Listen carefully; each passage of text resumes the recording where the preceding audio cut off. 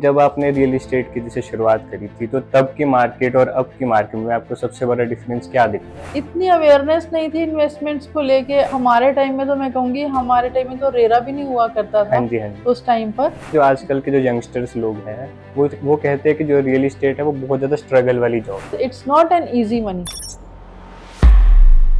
So hello everyone and welcome to our very first episode of our brand new podcast. और मैं हूं आपका host Vineet Kapoor and मैं आप सबका दिल से स्वागत करता हूं। तो दोस्तों, जो रियल एस्टेट है वो एक ऐसी चीज़ है जिसमें सबका इंटरेस्ट होता है, चाहे किसी को अपना पहला घर खरीदना हो, इन्वेस्ट करना हो या फिर मार्केट का हाल चाल जानना हो। इसके साथ ही मार्केट में बहुत ज़्यादा कन्फ्यूजन एंड अफवाहें हैं। इसलिए हम अपना पॉडकास्ट लेकर आए हैं ताकि आपको सही एंड सॉलिड इन्फॉर्मेशन मिले सीधे हमारे एक्सपर्ट से। तो हमारे पहले एपिसोड को सुपर स्पेशल बनाने के लिए है हमारे साथ हमारी मेंटोर, हमारी को founder of sky grow realtors, Mrs Kanika ma'am. Thank you Vineet, thanks for having me. So ma'am, जैसे कि हमारा पहला पॉडकास्ट है तो लोग आपके बारे में और जानना चाहते हैं, तो मैम क्या आप बता सकते हैं आपके रियल एस्टेट की जर्नी कैसी थी और आपका इस इंडस्ट्री में जो सफ़र था वो शुरुआत से अब तक कैसा रहा? विनीत, सबसे पहले तो मैं अपने सभी फॉलोअर्स का थैंक यू करती हूँ जो हमारी वीडियोस को इतना अच्छा रिस्पांस दे रहे हैं। हाँ जी मैम। एंड मैं चाहूँगी कि हमारे सब्सक्राइबर्स और बढ़े। और अगर बात करें मेरी रियल इस्टेट जर्नी की, हाँ जी। तो मैंने रियल इस्टेट की शुरुआत की थी बैक इन 2011। Okay ma'am. और तब से अब तक ये जर्नी बहुत ही अमेजिंग रही, बहुत ही लर्निंग रही इसके अंदर। और उसके बाद पीछे मुड़ के किसी करियर की तरफ नहीं देखा। हाँ जी। उससे पहले मैंने 2009 में मैंने अपनी एमबीए कंप्लीट की थी। हम्म। तो उसके बाद मेरी बैंक में जो है प्लेसमेंट लग गई, जैसे कॉलेज के थ्रू। ठीक है तो मैम। वहाँ पे मैं होम लोन डिपार्टमेंट में वर्क करती थी बैंक में। तो वहाँ पे मेरे पास होम लोन के बहुत सारे केसेस आते थे, लोन्स हम्म। के। तो मेरा इंटरेस्ट वहाँ से रियल एस्टेट में जागता गया कि अभी मैं टेबल के इस तरफ हूँ, लोग प्रॉपर्टी लेने के बाद मेरे पास आते हैं लोन करवाने के लिए। हम्म। क्यों ना मैं लोगों को एक अच्छी, कई बार लोग मेरे पास आते थे, बहुत ही परेशान होते थे, प्रॉपर्टी लेने के बाद भी उनको डाउट्स क्लियर नहीं रहते थे, बहुत सारे झूठ बोले जाते थे हम्म। जो उनको लोन के टाइम समझ आते थे कि हमें ये सब तो बताया नहीं गया था। तो हम्म। वहां से मेरी जर्नी स्टार्ट हुई, क्यों ना मैं रियल एस्टेट में एंटर करूं और लोगों को अच्छी गाइडेंस दूं, सो दैट कि प्रॉपर्टी लेने के बाद भी जो लोगों को दिक्कतें आती हैं हम्म। वो दिक्कतें ना आए। तो वहां से मेरी एक बैंकिंग के बाद रियल एस्टेट में शुरुआत हुई। और 2011 से लेके आज 2026 है, बाय द गॉड ग्रेस ये जर्नी बहुत अच्छी चल रही है। Okay ma'am. तो मैम, जब आपने रियल एस्टेट की जैसे शुरुआत करी थी तो तब की मार्केट और अब की मार्केट में आपको सबसे बड़ा डिफरेंस क्या दिखता है? तब की मार्केट और अब की मार्केट में तो ज़मीन आसमान का डिफरेंस है। अगर हम बात करें, कस्टमर की अवेयरनेस बायर की बहुत बढ़ चुकी है। उसको मास्टर प्लान के बारे में बहुत चीज़ें पता होती हैं। 2011 में तो विनीत रेरा भी नहीं हुआ करता था। हम्म। आज जो हर रियल्टर रेरा रेरा की बात करता है। हाँ जी। रेरा हमारे पास आया था 2015 2016। 2015 में रेरा पास हुआ था और 2016 से बिल्डर ने इम्प्लीमेंट करना शुरू किया था। उससे हम्म। पहले तो सब आप नॉन रेरा एग्रीमेंट्स होते थे। किसी क्लाइंट को कुछ भी कोई कह के चला जाता था, उसको वेरिफिकेशन के लिए कोई प्लेस नहीं था कि जहाँ पे जाके वो वेरीफाई कर सके कि बिल्डर के डॉक्यूमेंट्स, बिल्डर ने क्या प्रोमिस करे हैं। हम्म। तो हमारे टाइम में तो मैं कहूँगी हमारे टाइम में तो रेरा भी नहीं हुआ करता हाँ था जी, हाँ जी। उस टाइम पर। और उस टाइम पे क्या था, इतनी अवेयरनेस नहीं थी इन्वेस्टमेंट्स को लेके। आज जो है सोशल मीडिया ने बहुत अवेयर कर दिया है क्लाइंट को पहले पता होता है कि मुझे किस लोकेशन में चीज़ चाहिए, किस बजट में चीज़ चाहिए। और उस टाइम पे क्या होता था, मोस्टली एंड यूज़र आते थे हमारे हम्म। पास। हम सिर्फ चाबी देने को एक रियल एस्टेट समझते थे कि मेरे पास एक फैमिली आ रही है अपनी उम्र भर की कमाई लेकर, और मुझे उनको एक अच्छा लाइवलीहुड घर देना है हम्म। और एंड में पोजेशन देना है, और हम मतलब चाबी देने को ही रियल एस्टेट समझते थे। हाँ जी। लेकिन अभी आफ्टर कोविड हम देखेंगे कि रियल एस्टेट में बहुत सारे चेंजेस आए हैं। हम्म। अब लोग एंड यूजर तो है ही, ऑब्वियसली घर तो सबको रहने के लिए हाँ जी, हाँ चाहिए जी। ही। लेकिन लोग इन्वेस्टमेंट पर्पज से बहुत एंटर कर रहे हैं। हमारे पास एनआरआई इन्वेस्टमेंट्स बहुत आ रही हैं।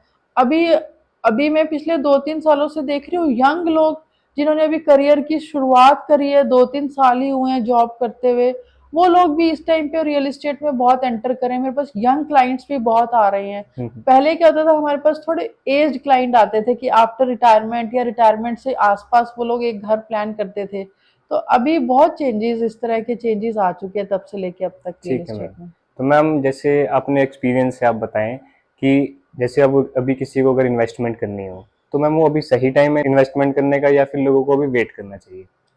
देखो, रियल एस्टेट में सबसे बड़ा यही मिथ रहता है कि वेट करो। हम्म। और मैं कहूंगी कि रियल एस्टेट में now is the always right time. Hmm. जिस इंसान ने 2011 में चीज ली थी, आज उसको वो बेनिफिट कर रही है। हम्म। जिसने 2015 में ली थी, वो भी पीछे नहीं है, उसकी प्रॉपर्टी प्रॉफिट में ही है। हाँ जी। किसी ने 2020 में ली, वो सोचेगा अब 2011 वाले से 2020 वाला तो पीछे ही रह गया ना 10 साल। हम्म। लेकिन उसने तब भी, अगर वो 2011 वाले क्लाइंट के मुकाबले महंगी भी प्रॉपर्टी ली होगी, लेकिन आज वो 2026 में प्रॉफिट में ही बैठा है। तो ये रियल एस्टेट कभी सस्ता होने वाला नहीं है कि अगले साल प्रॉपर्टी सस्ती हो जाएगी या अगले साल ये प्रॉपर्टी के रेट गिर जाएंगे तो मैं तब लूंगा। आप जब भी मार्केट में जाओगे, आपको हर साल प्रॉपर्टी एक तो शहर से 5 किलोमीटर दूर लेनी पड़ेगी हाँ जी। और महंगी लेनी महंगी। पड़ेगी। सस्ती प्रॉपर्टी नहीं होएगी कभी भी। हम्म। तो रियल एस्टेट में हमें अपना बजट अपनी रिक्वायरमेंट के अकॉर्डिंगली, जब भी हम प्रॉपर्टी लेने के लिए सक्षम हैं, हम अफोर्ड कर सकते हैं या हम उसमें इन्वेस्ट कर सकते हैं, तो हमें इन्वेस्ट जरूर करना चाहिए। हाँ जी मैम। तो मैम जैसे जो आजकल के जो यंगस्टर्स लोग हैं वो कहते हैं कि जो रियल इस्टेट है वो बहुत ज़्यादा स्ट्रगल वाली जॉब है। तो मैम आप उनको क्या कहना चाहेंगे कि उनका भी इंटरेस्ट बढ़े रियल इस्टेट में लेकर और उनको भी अवेयरनेस मिले कि वो कैसे अपना जो करियर है वो एज अ रियल इस्टेट चूज कर सकते हैं? हाँ, देखिए, हमारे पास टीम आती है, मेरे पास बहुत सारे यंग बच्चे आते हैं जो कहते हैं कि हम रियल एस्टेट ज्वाइन करना चाहते हैं। तो ज्वाइन करने के बाद वो सोच के आते हैं कि बहुत ईज़ी मनी है। एक डील करवाई, आज एक क्लाइंट को कॉल करेंगे, कल वो आ जाएगा, परसों वो प्रॉपर्टी लेके चला जाएगा और 1 हफ्ते बाद हमें लाखों की कमीशन आ जाएगी। तो जो लोग ये सोच के रियल एस्टेट ज्वाइन कर रहे हैं, मैं उनको कहूँगी बिल्कुल भी रियल एस्टेट की तरफ सोचे भी मत, because it's not an easy money. हाँ, yes. It's a rewarding sector. बहुत ऐसी जॉब्स हैं जिसमें आपको काम करने के बाद, मेहनत करने के बाद भी इतने अच्छे रिवॉर्ड्स नहीं मिलते, इतने अच्छे इंसेंटिव्स नहीं मिलते। यहाँ पर ये है कि आपको आपकी मेहनत का फल बहुत अच्छा मिलता है। आप अपने ड्रीम्स फुलफिल कर सकते हो इस करियर में। लेकिन आपको ये मत सोचें कि भाई ये इजी मनी है, स्ट्रगलिंग जॉब है। पहले 1-2 साल तो कई बार इंसान की हिम्मत टूट जाती है, पता भी नहीं चलता कि काम हो रहा है या नहीं हो रहा। लेकिन इसमें कंसिस्टेंसी बहुत मैटर करती है। अगर आप अपने जो भी आपका वर्क शेड्यूल है उसको लेके फोकस्ड रहेंगे, तो आई एम श्योर कि एक ना एक दिन आपको सक्सेस मिलती ही मिलती है। ऐसा कोई भी इंसान नहीं है जो एक बहुत लंबे टाइम से रियल एस्टेट कर रहा है लेकिन उसको सक्सेस ना मिली हो। तो अगर हम अपने लोकल सिटी या लोकल एरिया की बात करें तो मैम आने वाले 3-4 सालों में ऐसी कौन सी लोकेशन या कौन सी सिटी है जो सबसे ज़्यादा ग्रो करने वाली है? देखिए, अभी ग्रोथ काफ़ी अच्छी चल रही है, बिकॉज गवर्नमेंट भी, पंजाब गवर्नमेंट गमाडा जो है, नए नए विलेजेस को एक्वायर कर रही है। वहाँ मास्टर प्लान काफ़ी वास्ट हो चुका है मोहाली का।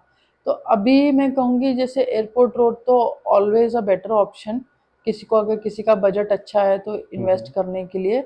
बाकी इस टाइम पे जो है बनूड़ की तरफ कह सकते हैं हम, या कुराली की तरफ कह सकते हैं, या पंचकुला में अगर हम बात करें, पंचकुला एक्सटेंशन के जो न्यू सेक्टर बन रहे हैं हुडा के, वो जो लोकेशंस हैं अभी भी अंडररेटेड लोकेशन हैं। तो वहाँ पे अभी हमें बहुत अच्छे प्राइस में प्रॉपर्टीज मिल रही हैं। हमारे पास बहुत सारी ऑप्शंस हैं वहाँ पे, प्लॉट्स में, फ्लोर्स में अभी भी प्रॉपर्टी करोड़, अंडर करोड़ या करोड़ के बजट से वहाँ पे मिलनी शुरू हो जाती है। जो कि एक मेन अगर हम चंडीगढ़ या मोहाली के सेक्टर्स की बात करें तो वहाँ पे इस बजट में कुछ भी मिलना इम्पॉसिबल के बराबर है। तो इस तरफ को अगर कोई नए इन्वेस्टर है जो इन्वेस्ट करना चाहते हैं, तो आने वाले फ्यूचर में उनको अच्छी अप्रिसिएशन मिलने के चांसेस है। तो मैम जैसे अगर कोई नया इन्वेस्टर है तो मैम अगर वो दिखे कि कहाँ पे सेफ है और कहाँ पर उनको जो रेंटल ग्रोथ है वो ज़्यादा अच्छा मिले, तो मैम उनको सबसे ज़्यादा इन्वेस्टमेंट के चांसेस कहाँ पे मिल सकते हैं? वही, जैसे कि मैंने आपको बताया है कि मास्टर प्लान को स्टडी करें कि गवर्नमेंट किस तरफ को पैसा लगा रही है। जहाँ पे अभी हम भारतमाला हाईवे के आसपास हम काफ़ी प्रोजेक्ट्स कर रहे हैं जिसमें हमारे पास रेजिडेंशियल, कमर्शियल, अपार्टमेंट्स, प्लॉट्स, बहुत सारी ऑप्शंस हैं।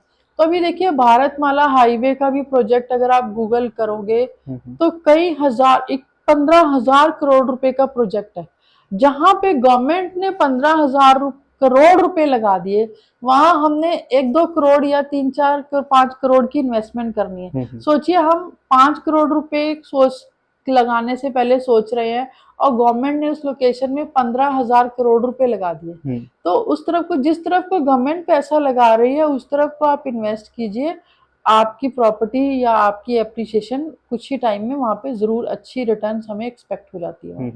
तो मैम जब कोई बायर होता है, तो मैम जब वो प्रॉपर्टी खरीदने आता है, तो मैम उसमें कुछ हिडन चार्जेस भी होते हैं, तो मैम उस हिसाब से जो बायर है वो अपने बजट को कैसे प्लान कर सकता है? मोस्टली देखिए विनीत, अब हिडन चार्जेस वाला ऐसा कोई रोल रह नहीं गया। मोस्टली जो है बिल्डर्स डे वन पे या एट द टाइम ऑफ जब आप प्रॉपर्टी फाइनल करते हैं उनके साथ, तो आपको प्रॉपर बताया जाता है एक एक खर्चा कि ये खर्चा आना है। और मोर ओवर क्लाइंट भी अवेयर रहता है, उसको पहले से पता होता है। और हम स्काईग्रो रियल्टर्स में तो किसी भी इन्वेस्टर या किसी भी एंड यूजर को कोई भी डील देते हैं, तो हम उसको डे वन से लेकर डे लास्ट तक का एक एक खर्चा हम उसको एक्सप्लेन करते हैं।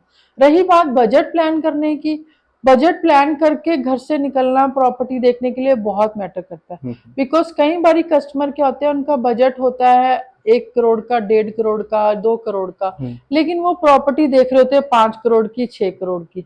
अभी देखिए, आप 5-6 करोड़ का फ्लैट जिसमें 5-6 करोड़ रुपए लगे, ऑब्वियसली वो बहुत सुंदर होगा, बहुत अच्छा लगा होगा, उसका लेविश इंटीरियर होगा, लग्जरी उसमें थिंग्स लगी होंगी, तो वो हमें पसंद आएगा ही। जैसे हम कई बार हमें कोई चीज लेनी है, हमें अपने बजट से ऊपर वाली चीज तो पसंद ऑब्वियसली आएगी, लेकिन हमें अपना बजट भी देखना है। तो बजट प्लान करने से पहले हमें देखना पड़ेगा कि हमारी इनकम कितनी है, हमारी लोन की एलिजिबिलिटी कितनी बनती है। तो हम उसी के, अगर हमने होम लोन लेना है तो हमारी लोन की एलिजिबिलिटी कितनी बनती है, जितनी हमें एलिजिबिलिटी बनती है हम उसी बजट में ही, सपोज मेरी 1 लाख रुपए सैलरी है, तो मेरे को अगर मैं ईएमआई पे कर सकता हूँ मैक्सिमम 50 या 60% की ईएमआई पे कर पाऊंगा, 30-40% तो खर्चे मेरे पर्सनल भी रहेंगे ना, बच्चों की fees, petrol, food and grocery का खर्चा या और अदर एक्सपेंसेस। तो मेरी जो ईएमआई होनी चाहिए वो मैक्सिमम 50 से 55 हजार रुपए मंथली होनी चाहिए।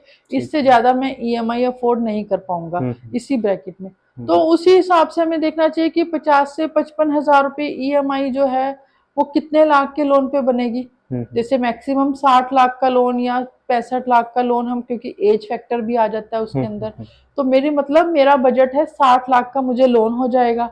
अब 80% लोन होता है तो मुझे 20% डाउन पेमेंट भी चाहिए, 15-20 लाख रुपए मैं डाउन पेमेंट करूंगा, तो मैं 80 से 90 लाख की प्रॉपर्टी देख सकता हूँ। अगर मैं इससे ऊपर की प्रॉपर्टी देखूंगा तो वो मेरे बजट में नहीं आएगी। प्लस आप कभी भी प्रॉपर्टी को सर्च करने जाएं, मैं हर बायर को यही बोलती हूँ कि आप अपनी डाउन पेमेंट अरेंज रखिए।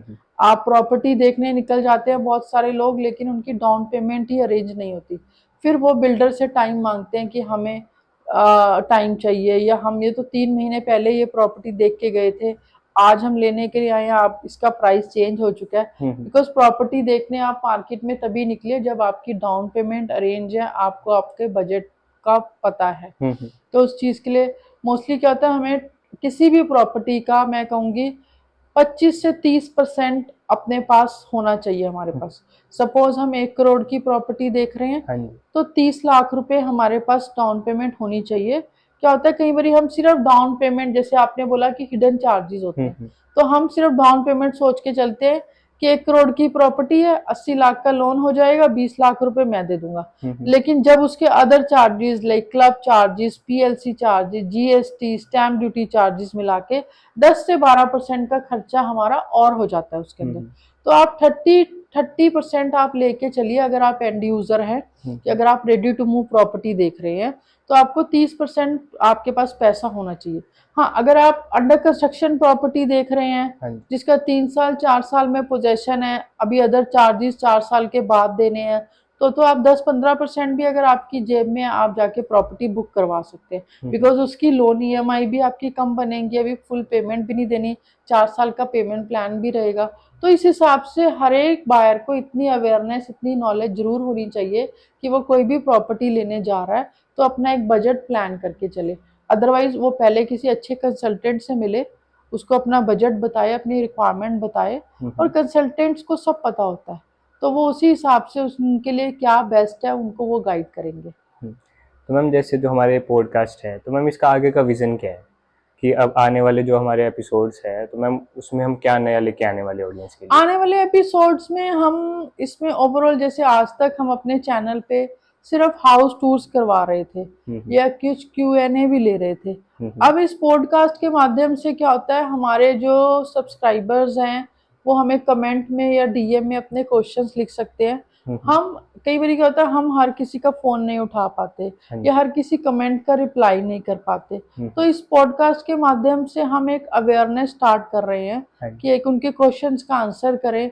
और जो लोग मतलब डाउट में हैं या रियल एस्टेट सीखना चाहते हैं या एंड यूजर है या बायर्स है, जो प्रॉपर्टी में खरीदते टाइम किन बातों का ध्यान रखना चाहिए, आप बिल्डर से जाके क्या क्वेश्चन पूछें, आप अपने कंसल्टेंट को कैसे वेरीफाई करें, बिल्डर को कैसे वेरीफाई करें, या जो एक यंग बच्चे हैं जो रियल एस्टेट में करियर बनाना चाहते हैं या आफ्टर रिटायरमेंट कोई पार्ट टाइम काम करना चाहते हैं, वो भी हमें कांटेक्ट कर सकते हैं और इस पॉडकास्ट के माध्यम से वो भी बहुत चीज़ें सीख सकते हैं। तो मैम एज जैसे कोई अपना घर खरीदने जाता है, तो मैम घर खरीदते हुए एज कोई भी बायर जो है वो कौन सी सबसे बड़ी गलती करता है जिससे उन्हें बचना चाहिए?